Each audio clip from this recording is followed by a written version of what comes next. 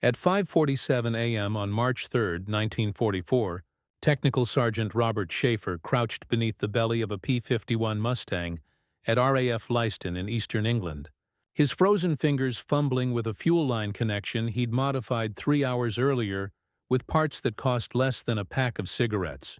Above him, Captain William Jensen was about to take off for Berlin, a mission that was mathematically impossible. The numbers didn't lie. Berlin was 580 miles away. Round trip with combat reserves, 200 miles minimum. The P-51's official combat radius, 600 miles, which meant Jensen and 15 other pilots were climbing into their cockpits to fly 300 miles beyond their fuel capacity, escorting B-17 bombers whose crews had been dying in shocking numbers because fighters couldn't protect them over the German capital. Shafer had done something about that. Something completely unauthorized. Something that violated 3 different Army Air Force's technical orders. The modification involved a rubber hose, 2 brass fittings, and a spring valve from a tractor carburetor. If it worked, they'd reach Berlin. If it failed, 16 pilots would ditch in the North Sea or crash in occupied Europe. And only Shafer knew what he'd done. Robert Shafer was 26 years old. From Scranton, Pennsylvania, where his father had worked underground for 30 years before black lung killed him when Bob was 17. He'd learned engines at a Chevrolet dealership, fixing coal company trucks and mine equipment, developing an intuition for mechanical problems that couldn't be taught from manuals. When he enlisted in 1942, the Army recognized that talent. They made him a crew chief. He'd been at RAF Leiston since November 1943. Assigned to the 357th Fighter Group's maintenance section. 4 months, 16 pilots assigned to his care. He knew every fuel pump, every hydraulic line, every worn bearing in every airplane he touched. The P-51B Mustang was a magnificent machine. Fast, maneuverable, deadly. But it had one problem that was killing the war effort. Range. The strategic bombing campaign needed to hit Berlin. Not just symbolically, but systematically. Destroy the ball-bearing plants, the aircraft factories, the nerve centers of Nazi war production. But Berlin sat 580 miles from England, deep inside Germany, protected by hundreds of Luftwaffe fighters. The B-17s and B-24s were flying those missions, and they were being slaughtered. On October 14, 1943, a raid on Schweinfurt lost 60 bombers in a single day. 300 men killed or captured. The Americans called it Black Thursday. The missions continued because they had to, but everyone knew the truth. Without fighter escort all the way to the target and back, the losses were unsustainable. The P-51 had the speed and firepower to dominate German fighters. It just couldn't fly far enough. Official combat radius, 600 miles with maximum internal fuel. Berlin required 1,200 miles. The math was brutally simple. American fighters could escort bombers to the German border, then had to turn back. The bombers continued alone, and died. Shafer had watched the B-17's return, or rather watched the ones that made it back. Engines shot out, fuselages torn open, wounded men bleeding in the waist compartments. He'd helped pull a tail gunner from a fortress that landed with 200 holes in it. The kid was 19, from Ohio. He'd watched his best friend die at 25,000 feet when a 20mm shell came through the ball turret. That gunner told Shafer the fighters left them at the German border. "They waggled their wings and turned around," he said. "We kept going." That's when the 109s came. The numbers were staggering.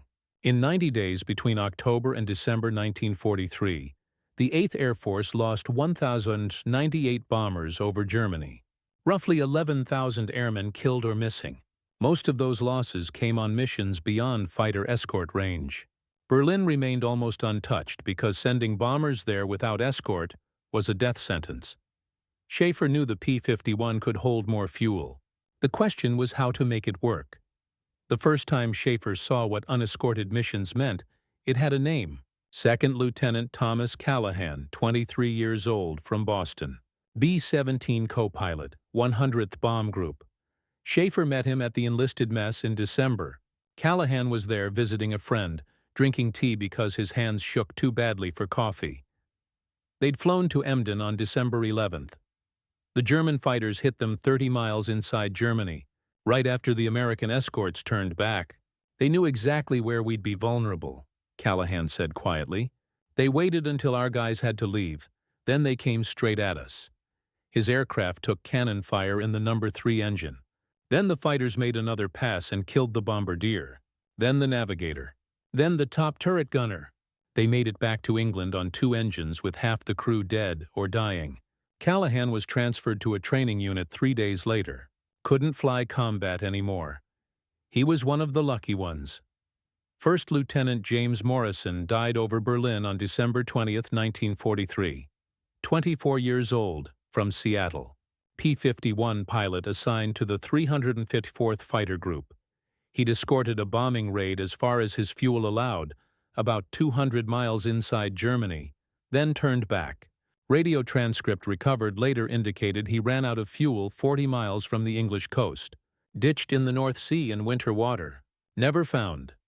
Morrison had requested external fuel tanks 3 times, written requests properly formatted, up through his squadron commander. The answer came back the same each time. Not available. Current production priorities preclude drop tank allocation to your unit. The drop tanks existed, 75-gallon tanks that hung under the wings and extended range by 150 miles. But production couldn't keep up with demand. Some groups got them, others didn't. Morrison's group flew with internal fuel only, which meant watching bombers continue toward targets they couldn't protect. That fraction of available range meant death. For fighter pilots running out of fuel short of home.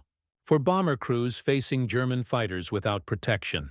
The numbers kept climbing through January and February 1944. Shafer knew other mechanics were trying things. Unauthorized modifications, field experiments. A crew chief at the 355th Fighter Group had tried cramming extra 5-gallon cans into the ammunition bays.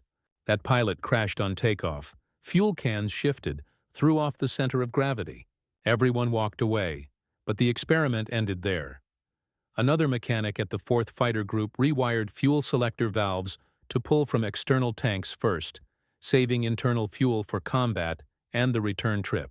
That worked marginally better, but didn't solve the fundamental problem. Not enough total fuel capacity. Shafer had been thinking about it differently. The P-51 already had the space for more fuel. The problem wasn't volume.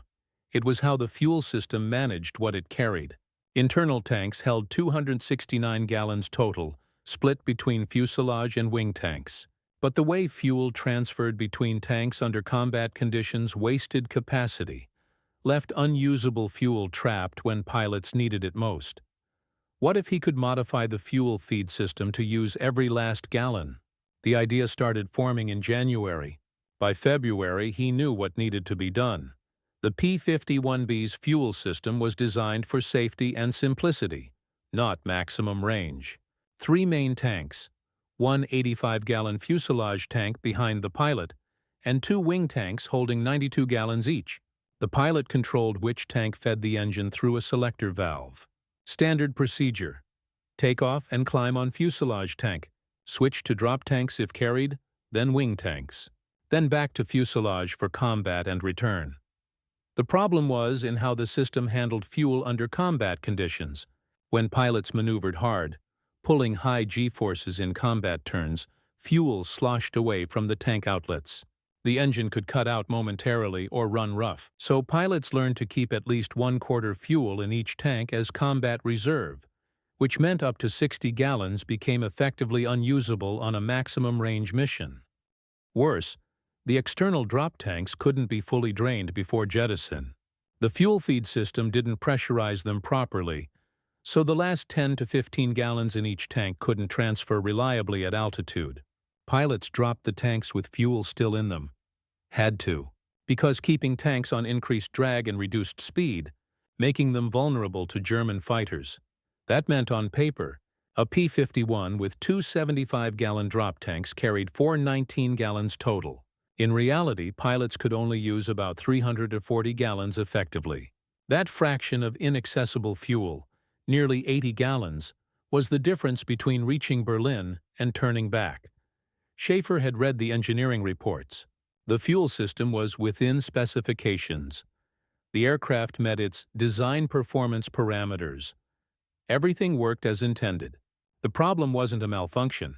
It was the design itself, optimized for different mission profiles than what the war now demanded.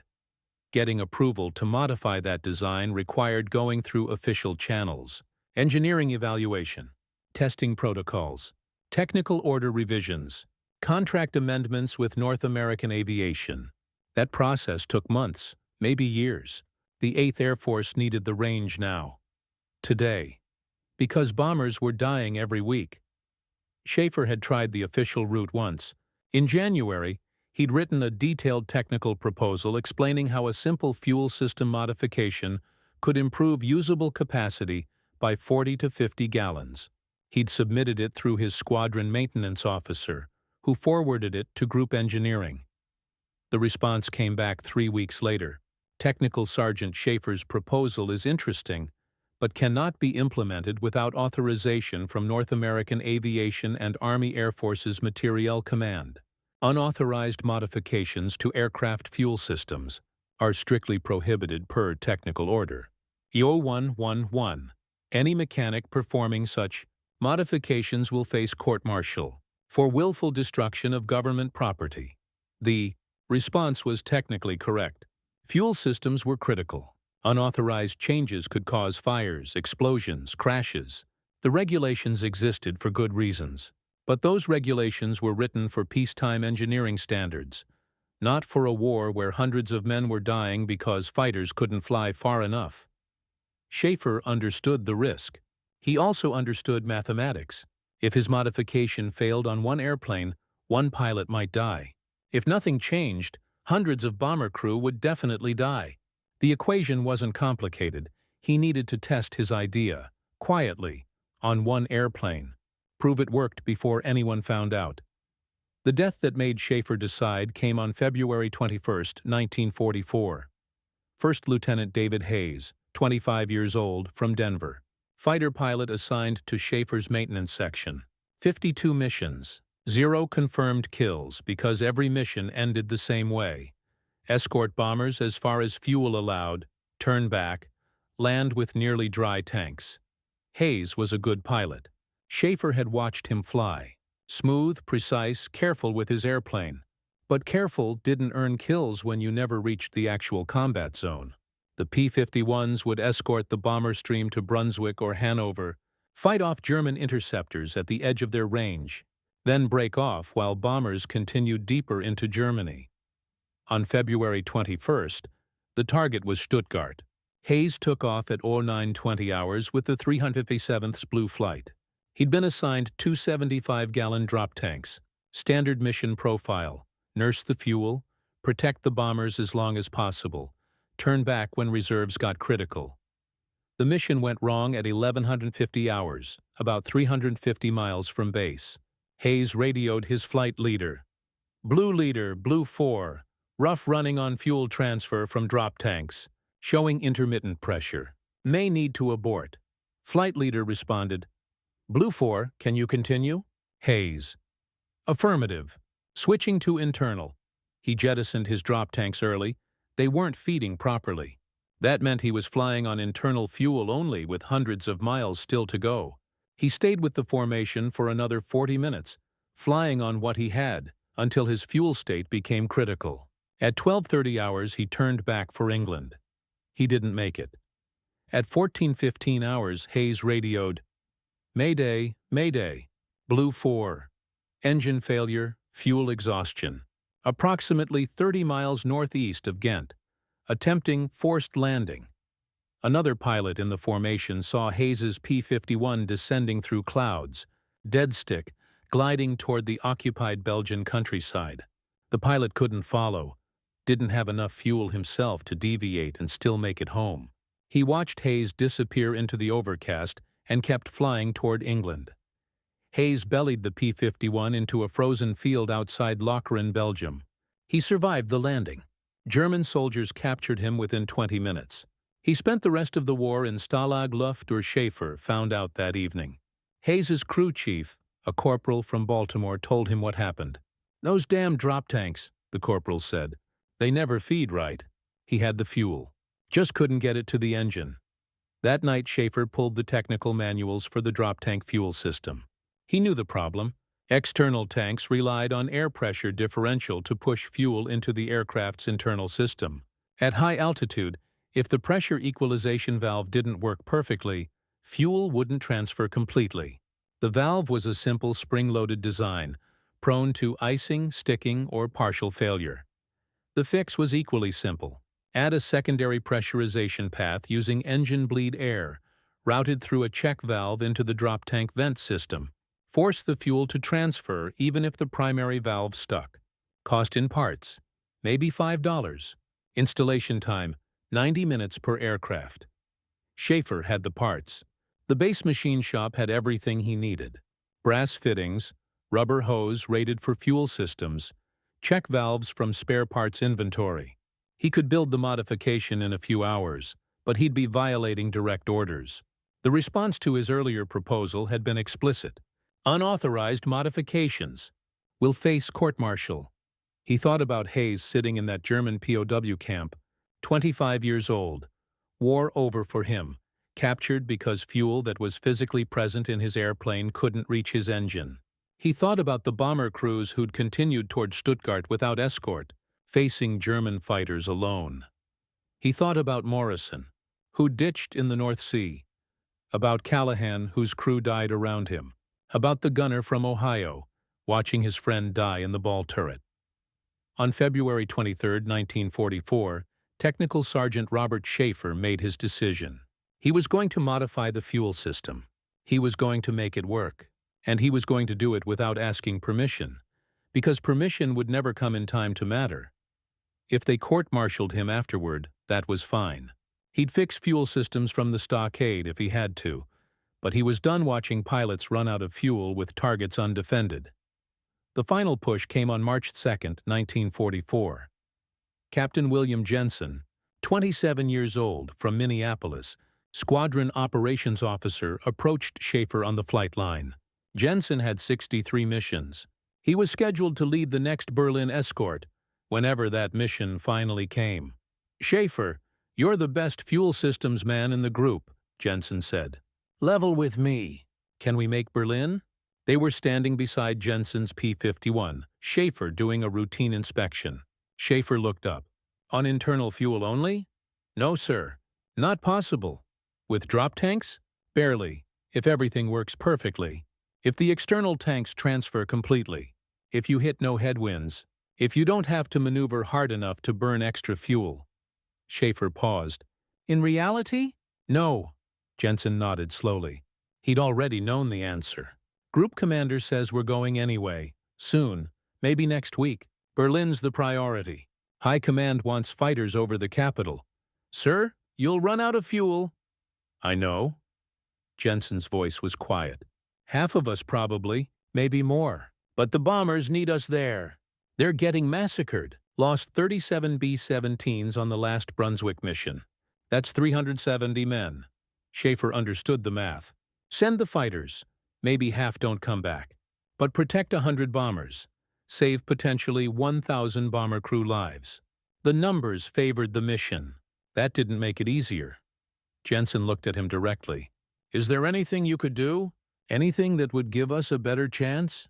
It was the question Shafer had been waiting for, and dreading, because answering honestly meant admitting he had a solution, which meant either explaining why he hadn't implemented it already, or admitting he was about to violate regulations. He made the choice. "Yes, sir. There's something I can do. It's not authorized. It'll get me court-martialed if anyone finds out before it works. But it should give you 50 to 70 extra miles of range. Maybe enough to make the difference." Jensen studied him. "Will it make my airplane unsafe?" "No, sir. Safer, actually. Better fuel flow reliability." "Then do it." "Captain, you need to understand." "Do it, Sergeant." "That's an order." Jensen's voice was firm. "If they come after you, I'll take responsibility. I ordered the modification. But Hayes is in a German camp because his fuel system failed. Morrison's dead. I'm not losing more pilots to fuel starvation if there's a solution. Do it. Shafer waited until 0200 hours on March 3rd. The flight line was empty, just a single guard posted near the operations building, too far away to see what mechanics might be doing in the maintenance hangars. He'd told one other person, Corporal Eddie Martinez from San Antonio, his assistant crew chief. Martinez was 20 years old and completely loyal. He'd help without asking questions. They selected Jensen's airplane, P-51B number 43112456, marked with Jensen's name on the canopy rail. If this worked, the mission commander needed to be flying the modified aircraft. If it failed, better it fail on someone who knew the risk. Shafer had fabricated the parts that afternoon. 2 brass fittings, machined to connect into the external drop tank fuel line. A section of fuel-rated rubber hose, 8 inches long. A check valve from a tractor carburetor, modified to handle aviation gasoline pressure. A short length of aluminum tubing to route engine bleed air. Total material cost, $4.60 from the base supply system. The modification was elegant in its simplicity. Run a small bleed air line from the engine intake manifold, where pressure was positive, back to the drop tank vent system. Install a check valve so pressure could flow into the tanks, but not back to the engine.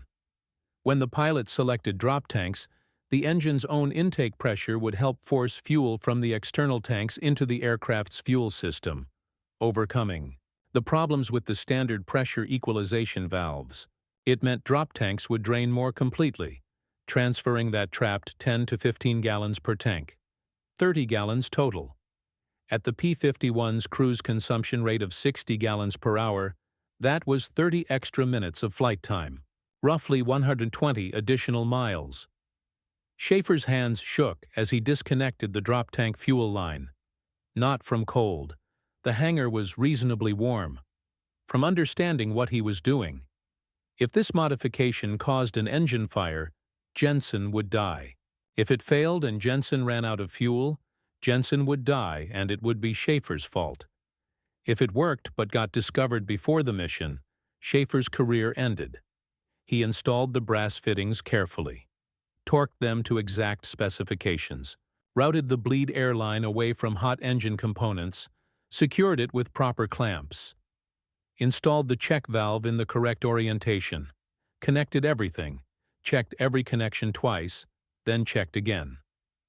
Martinez held the work light, didn't speak, understood this moment mattered.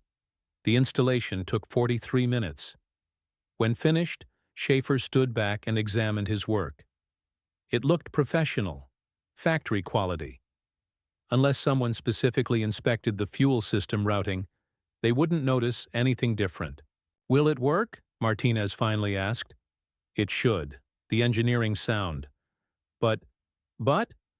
But Hayes is in a German prison because his fuel system failed. If this fails the same way..." Shafer didn't finish the sentence.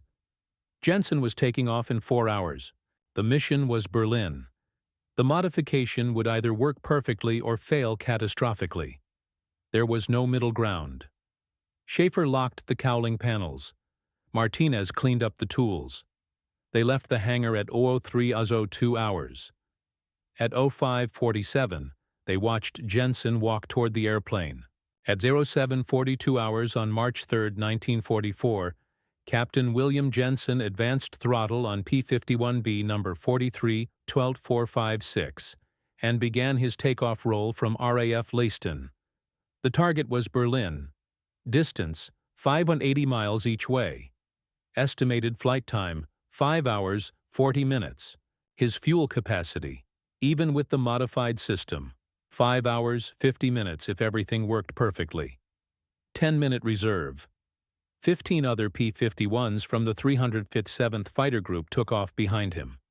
None of them carried the modification. Only Jensen's aircraft had the unauthorized fuel system. Shafer had run out of time to modify others. Shafer stood at the edge of the runway, watching the fighters climb into the gray English dawn. Martinez stood beside him. Neither spoke. They'd done what they could.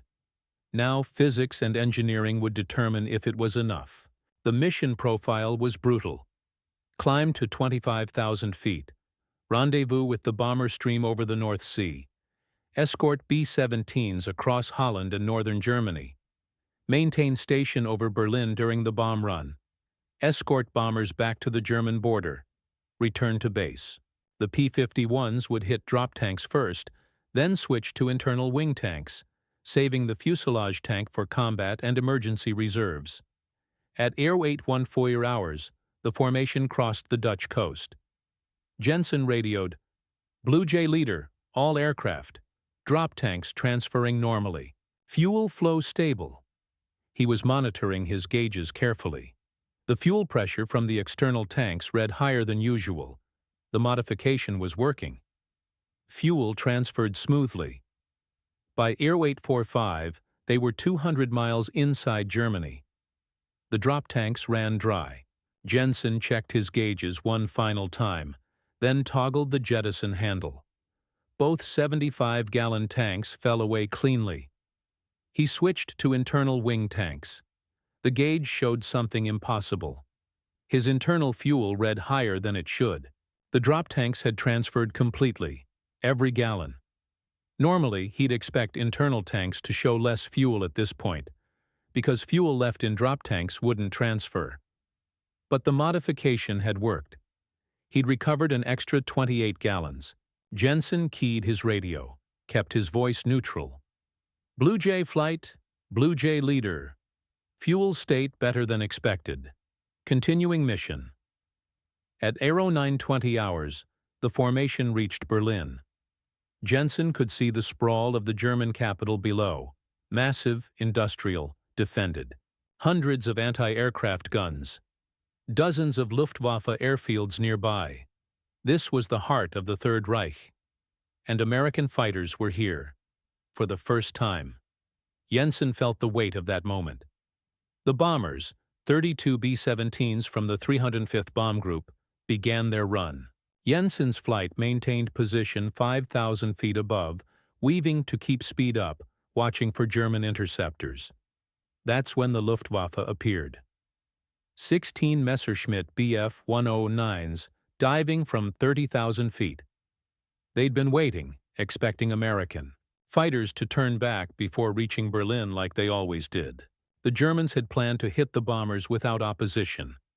Instead, they found P-51s over their capital. Jensen saw them immediately. "Bandits, 12 o'clock high, coming down." The German fighters realized their mistake almost instantly. Several broke off the dive. But 4 kept coming, committed to the attack, probably thinking the Americans were low on fuel and wouldn't fight aggressively this deep in Germany. They were wrong. Jensen rolled inverted and pulled, diving to meet them. His wingman, Second Lieutenant Robert York from St. Louis, followed. The 2 P-51s accelerated through 400 miles per hour, closing on the lead 109. In the old calculations, Jensen would be thinking about fuel now. Thinking about the return trip. Thinking about whether he had enough to engage or whether he needed to conserve and defend conservatively. But his fuel gauge showed he had options. The modification had given him range he shouldn't have. He pressed the attack. The lead Messerschmitt saw Jensen coming and tried to turn, but the P-51 was faster in the dive, and Jensen was already solving the geometry. He pulled lead, tracking the 109 through the turn, watching the gun sight pipper settle onto the enemy's fuselage. He fired. A 2-second burst. The 650 caliber machine guns roared. Tracers walked across the sky. Jensen saw hits immediately. Sparks on the 109's wing root. Then the canopy shattered. The German fighter rolled violently left, trailing smoke. Jensen followed. The Messerschmitt pilot was good. He reversed hard right, trying to break Jensen's tracking solution. But Jensen stayed with him. The P-51 responded perfectly, turning inside the 109's radius. Another burst. 3 seconds this time. The rounds hammered into the engine cowling. Pieces flew off. Heavy smoke became flames. The 109 snap-rolled and went into a spin. Jensen pulled off, scanning for other threats. His wingman York was engaged with another 109 above. The rest of the German fighters had broken away, climbing east, retreating. The significance hit Jensen immediately. They'd just fought over Berlin, aggressively, and won. The Luftwaffe had run, because American fighters shouldn't have been here at all, and the Germans knew if P-51s were escorting to Berlin, something fundamental had changed. Jensen checked his fuel. Still adequate. He'd just burned maybe 15 gallons in combat maneuvering. Normally, that would create serious anxiety about the return flight, but the modification had given him buffer. He had enough. Blue Jay flight. Rejoin on the bombers. The B-17s completed their bomb run.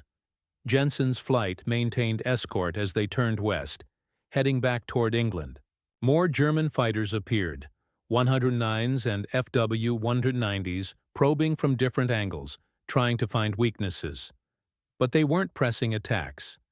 They were cautious, confused, trying to understand how American fighters were operating this far from home. At 10:45 hours, the formation crossed back over the Dutch coast. Jensen's fuel gauge showed 80 gallons remaining, plenty for the flight back to England. He'd make it with 15 gallons to spare. Normally, he'd be on fumes right now, sweating every mile. York's voice came over the radio. "Lead, how's your fuel?" "Better than it should be," Jensen replied. "Much better." They landed at RAF Leiston at 12:37 hours. 4 hours, 55 minutes total flight time. Jensen shut down the engine and sat in the cockpit for a moment, looking at the fuel gauge. It showed 12 gallons remaining. He'd flown 190 miles, engaged in combat over Berlin, and landed with fuel to spare. Shafer was waiting when Jensen climbed out of the cockpit. The pilot's hands were shaking slightly. Adrenaline, exhaustion, relief. He pulled off his leather flying helmet and looked at Shafer. "It worked," Jensen said simply. Shafer felt his chest tighten. "How much fuel remaining, sir?" 12 gallons. That's with combat maneuvering and a confirmed kill." Jensen's voice was quiet but intense. "Shafer, I should have run out of fuel over Holland. Should have ditched in the North Sea or bellied into Belgium. I had fuel. The drop tanks transferred completely. Every gallon. Whatever you did, it worked." York landed a minute later. He confirmed the same result. His fuel gauge showed 15 gallons. Both pilots had flown a mission that was supposed to be mathematically impossible. The other pilots in the formation noticed immediately. 4 of them had turned back early, fuel running critical before reaching Berlin. They'd landed 30 minutes ahead of Jensen and York, furious and frustrated that they'd come so close, but couldn't complete the escort. Second Lieutenant Thomas Brennan from Chicago walked up to Jensen on the flight line. "Captain, how'd you make it? We had the same fuel load, same flight profile. I ran critical 70 miles from Berlin and had to abort. You flew the whole mission and landed with reserves?" Jensen glanced at Shafer, then back at Brennan. "My drop tanks transferred completely. Better fuel flow than usual. That's not normal. Mine left at least 10 gallons trapped, jettisoned with fuel still in them." "I know." Brennan looked at the P-51 Jensen had flown. Looked at Shafer. Understanding dawned. "Did you modify something?" Jensen's voice became flat and official. "Lieutenant, I'm ordering you not to ask that question." Brennan's eyes widened. Then he nodded slowly. "Understood, sir." He paused. "If hypothetically someone knew how to make fuel transfer better, would that hypothetical person be willing to perform hypothetical work on other aircraft?" "Hypothetically," Jensen said, "that person would need authorization, which hypothetically might be forthcoming." The group commander, Colonel Henry Spicer, arrived 15 minutes later. He'd been in the tower monitoring the mission. He'd watched the fuel consumption data, heard the radio calls, done the calculations. He knew Jensen shouldn't have been able to complete the mission. Spicer pulled Jensen and Shafer into the operations building. "Close the door. Captain, your fuel consumption doesn't match the flight profile. You burned 15 gallons less than any other aircraft. Explain." Jensen stood at attention. "Sir, I ordered Technical Sergeant Shafer to perform a field modification to improve drop tank fuel transfer efficiency. The modification worked as designed. I take full responsibility. Spicer turned to Shafer. You performed an unauthorized modification to aircraft fuel systems. You're aware that's a court-martial offense? Yes, sir. Show me what you did. They walked to Jensen's P-51. Shafer opened the cowling and explained the modification. Bleed air pressurization. Check valve. Improved transfer. Simple, safe, effective. Total cost. Less than $5. Spicer listened without expression. When Shafer finished, the colonel was silent for a long moment. How much extra range does this provide? Approximately 70 miles, sir. Maybe 90 if fuel management is perfect. That's the difference between reaching Berlin and turning back. Yes, sir. Spicer looked at Jensen. You got a kill over Berlin. First confirmed aerial victory over the German capital by an American fighter pilot. Yes, sir. 109 destroyed. And you're telling me you made that mission possible by authorizing an unauthorized modification built with $5 worth of parts from a tractor carburetor? Yes. Sir? Another long silence. Then Spicer's face changed. Not quite a smile, but close. How long would it take to modify every P-51 in the group? Shafer calculated quickly. With help? 3 days, sir. Maybe 4. You have 48 hours. I want every aircraft in this group modified before the next Berlin mission. I'm authorizing it officially as of right now. I'll file the paperwork with 8th Air Force and deal with the consequences later. Spicer's voice became hard. Because we're going back to Berlin next week, and every bomber crew that gets home alive because we could escort them all the way is worth whatever paperwork headaches come my way. Jensen and Shafer both snapped salutes. Spicer returned them. Sergeant, you just changed this war. You're dismissed. That evening, Shafer and Martinez began modifying every P-51B in the 357th Fighter Group. Word spread quickly.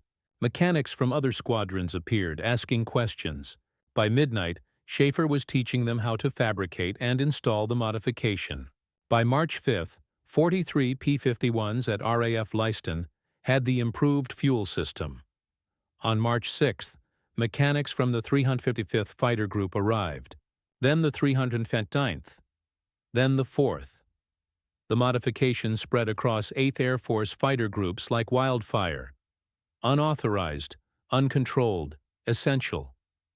The 8th Air Force brass didn't stop it, couldn't stop it, because the mission results spoke for themselves. Fighters were reaching Berlin. Bombers were coming home.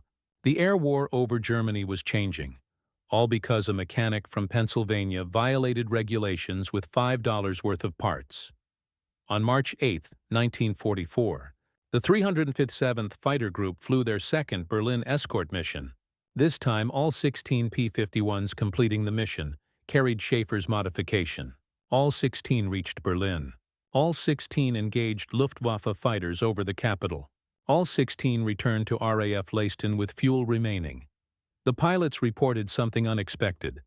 German fighters were hesitant, cautious, not pressing attacks like before.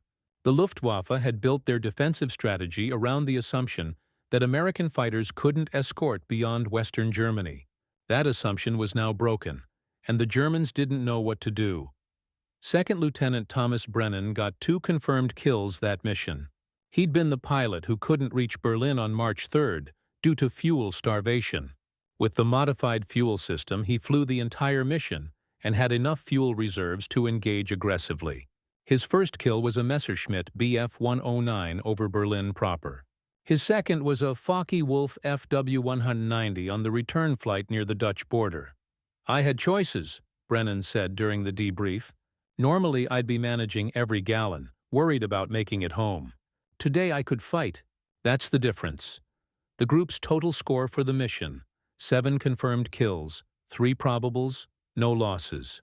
The bomber stream they escorted, 28 B-17s, all returned to base, minimal damage.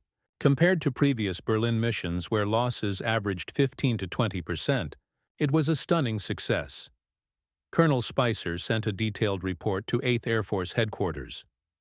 Field modification to P-51 fuel systems has proven operationally effective and safe. Recommend immediate fleet-wide implementation. Modification extends combat radius by approximately 75 miles and improves fuel transfer reliability under combat conditions. Request formal engineering evaluation and technical order authorization. The response came back in less than 48 hours. Not from engineering, from the commanding general himself. Continue current modifications. Do not wait for formal approval. Disseminate modification procedures to all fighter groups immediately. Acknowledge receipt. Shafer suddenly found himself training mechanics from across East Anglia. They arrived in small groups, 2 or 3 at a time, sent by their group commanders with a single mission: learn the fuel system modification and bring the knowledge back. Shafer taught them all: the brass fittings, the routing, the check valve orientation, the safety precautions. By March 15th, an estimated 200 P-51s across 8 fighter groups had the modification.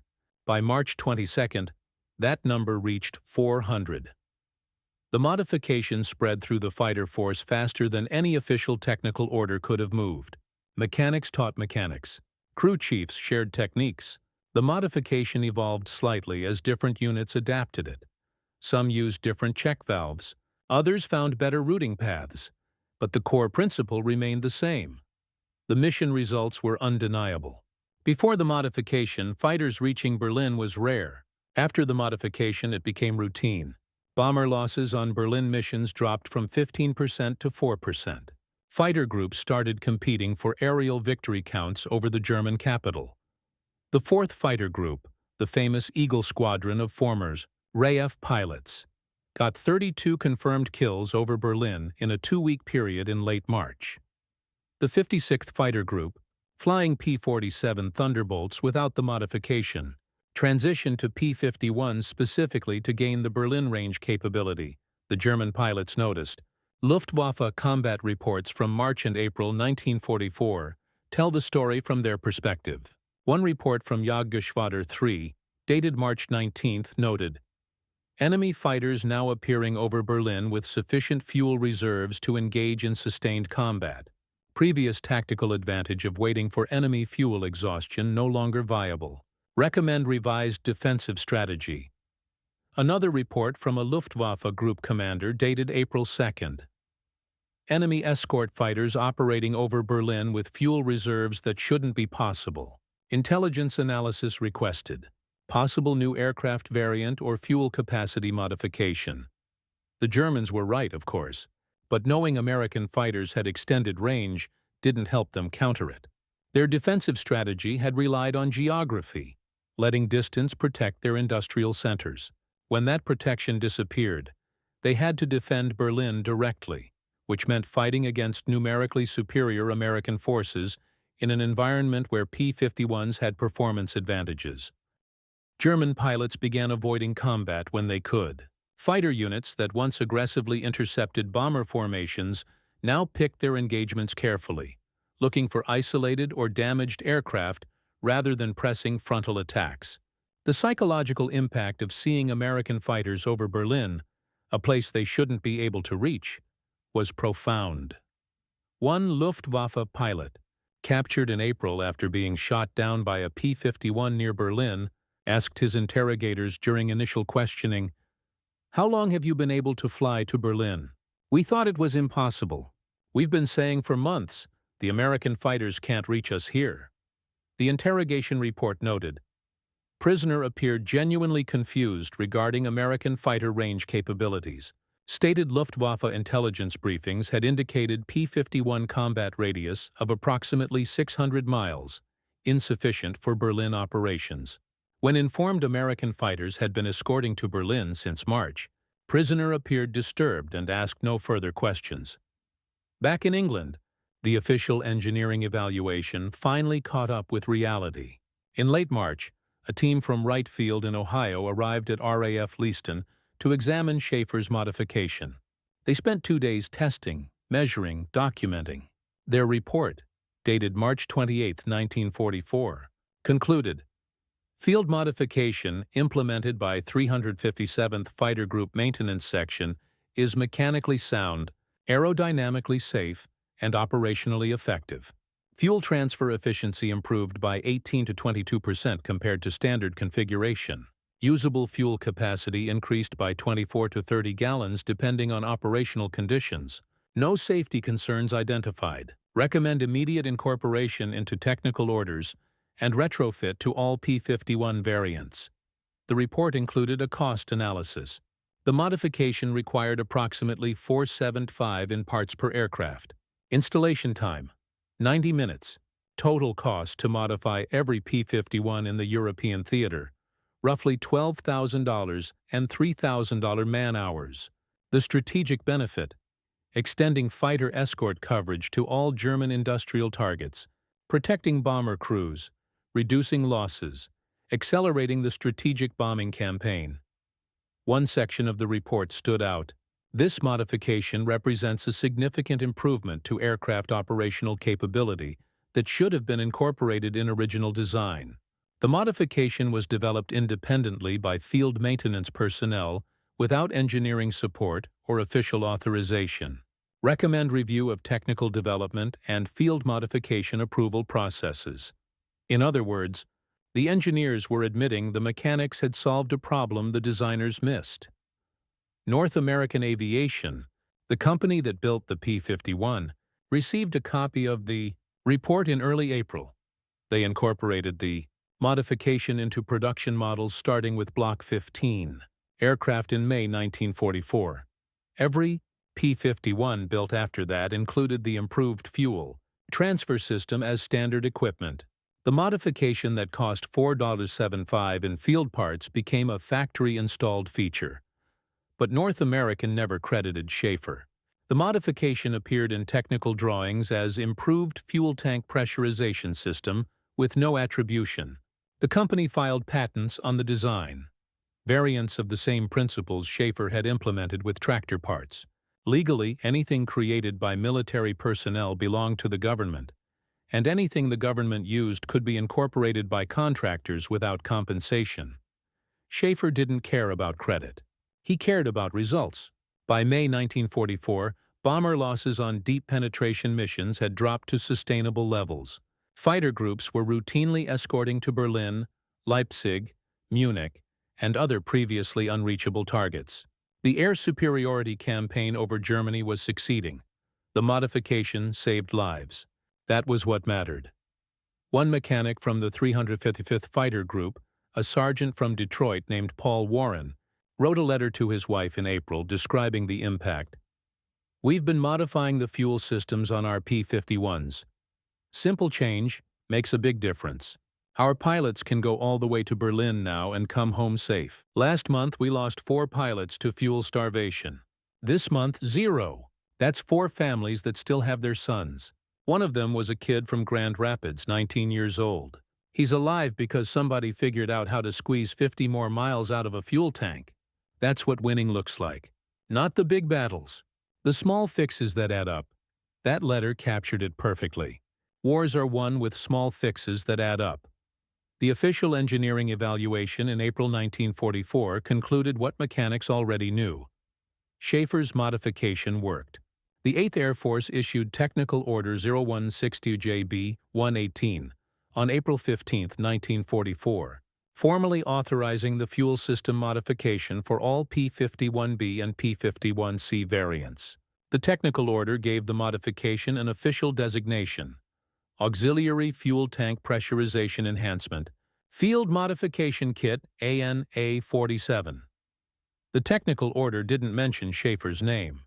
It listed the 357th Fighter Group as the originating unit and credited the 8th Air Force Engineering Section with development. That was standard procedure. Individual mechanics weren't named in official documents. The knowledge became property of the Army Air Forces.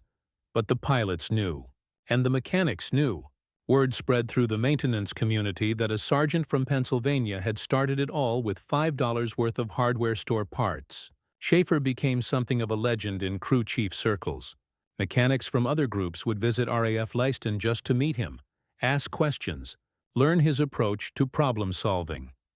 Shafer was promoted to Master Sergeant in May 1944.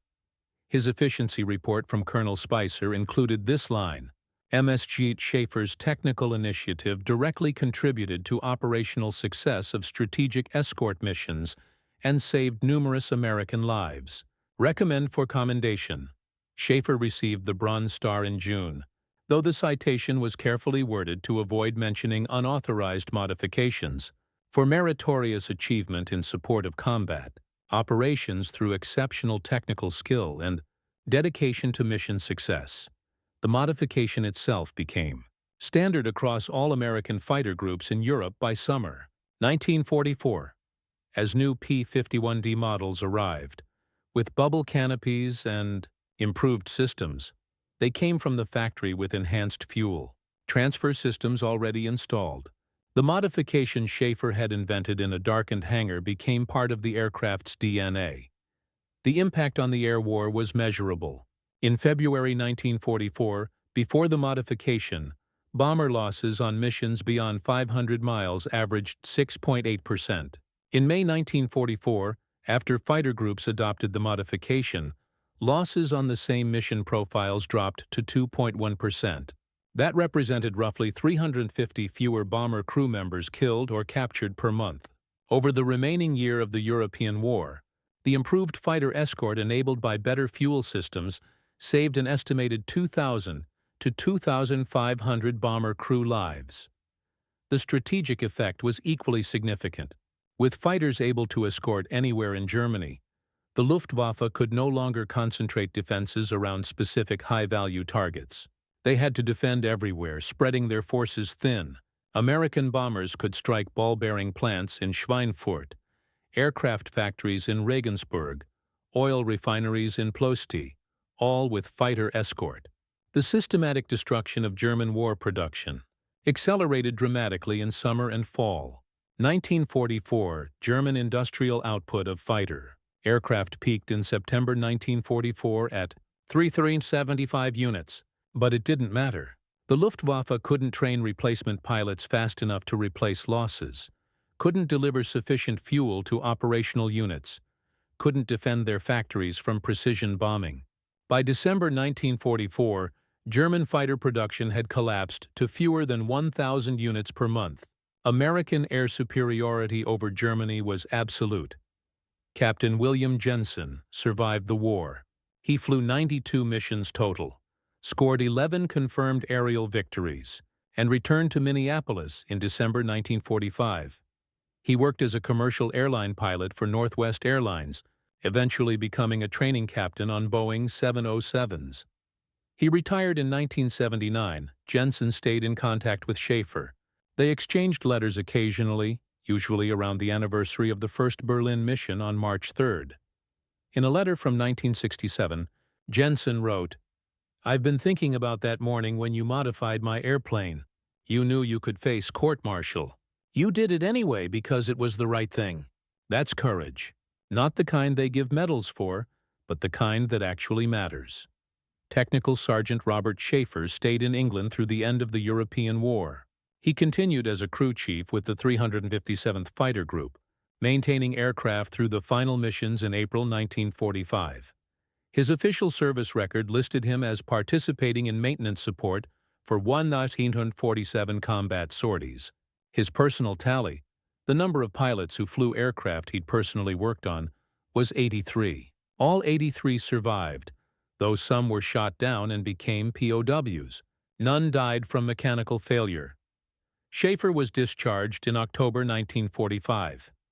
He returned to Scranton and opened a small garage specializing in automobile repair. He never talked much about the war. When customers asked, he'd say he was a mechanic in England. If they pressed for details, he'd mention working on fighters.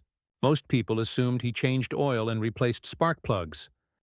He married in 1947, had 2 daughters, lived a quiet life. The Bronze Star sat in a drawer. He never displayed it. The story of the fuel system modification remained obscure for decades. Official histories of the air war mentioned improved fighter range in 1944, but attributed it to better drop tanks and revised tactical procedures. The field modification that actually made the difference was buried in technical orders and maintenance logs.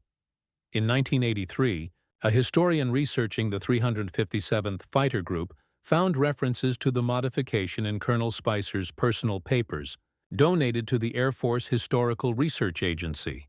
The papers included Spicer's original report describing the modification and Shafer's role. The historian tracked down Shafer, then 75 years old, and interviewed him. That interview revealed the full story.